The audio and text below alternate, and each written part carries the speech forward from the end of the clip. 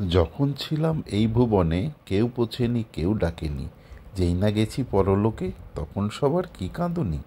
লোকটা ছিল বড্ড ভালো, ভীষণ সরল স্বপ্নগুলো, হাতির মাথায় ল্যাজ মেতেছে, আমাজনে মাছ ধরেছে, আদর করে পাড়ার নেড়ির টমাস আলভার নাম রেখেছে। কেন তবে তোমরা এখন আমার নামে খাল কেটেছ?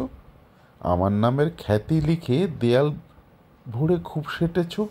আসবো নাকি মাটির পরে, মটকে দেবো ঘাটটা ধরে, তখন তোরা বুঝতে পাবি পুকুর জলে খাবি খাবি।